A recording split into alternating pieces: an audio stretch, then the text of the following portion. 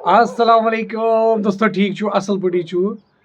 Engineer Rashid दोयम लट ना तकरीर कर पार्लियामेंटस मज फाक फरी यार पार कर पे अमिस टाइम हुन।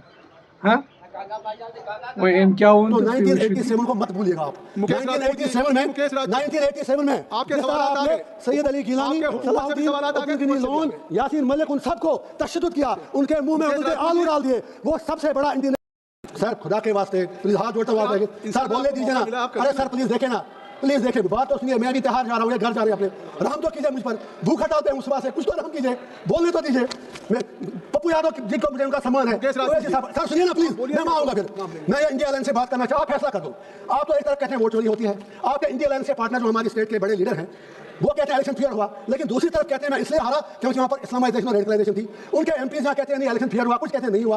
आप आज यह फैसला कर लें, सिर्फ अगर वाकई आपको आगे डेमोक्रेसी को जिंदा रखना है तो इतिहास में सबक लेना जरूरी है। राहुल गांधी जी ने सही कहा एंटी नेशनल एक्ट, तो 1987 लोग वहां पर मिलिटेंट बने, उस इंटरनेशनल एक्ट की कीमत आज आपको चुकानी पड़ रही है पूरे कंट्री को। उसके लिए आपको भी जवाब देना है।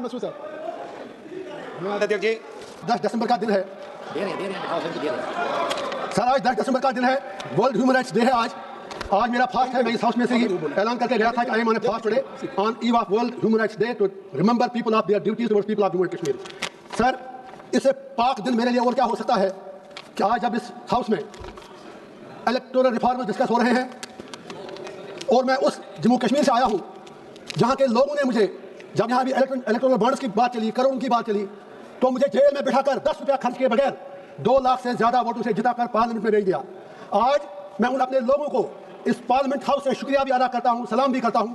और साथ ही मुझे नहीं पता बाकी मुल्क में कैसे इलेक्शन हुआ, लेकिन अपनी पार्लियामेंट्री कॉन्स्टिट्यूंसी में जिस तरह तमाम सरकारी एजेंसियों के दबाव के बावजूद इलेक्शन कमीशन ने फेयर इलेक्शन करवाया और मैं जेल में रहते हुए जीत गया, मैं उसके लिए इलेक्शन कमीशन का शुक्रिया अदा करता हूं अपने लोगों की तरफ से। आप ताली मत बजाइए, मुझे आपसे 2 बातें करनी है।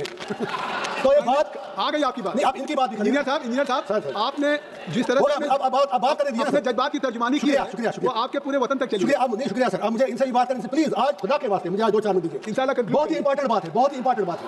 मैं ये कह रहा हूँ या तो आप इलेक्शन रिफॉर्म्स कर लीजिए, जेल से be serious for please, for God sake don't make mockery of आपकी देशभक्ति हमने देखी। जब मंडे मातरम पर डिबेट कोई नहीं था यहाँ पर, हमें आप क्लास में बिठा के रखते हैं, भाग जाते हैं। तो मेरा ये पॉइंट है, या तो एक ऐसा कानून लाइए आप कि आप जेल से किसी को लड़ने मत दीजिए, या अगर लड़ना है कोई तो फिर उसे कम से कम दुनिया में फिर बात बाहर निकलती है कि आप उनसे फिर पैसा लेते हैं। शायद ये चीज़ अच्छी बात नहीं है। उसी तरह आपने सर कौन सा कानून है जब आपने डिलिमिटेशन कश्मीर में किया, JNK में, तो कश्मीर में आपने सिर्फ 1 सीट बढ़ा दी, जम्मू खिते में 5 बढ़ाई, लड़ा दिया खुद को एक दूसरे से, और कहां पर देश में 5 MLA नॉमिनेट होते हैं। आप मुझे इंडिया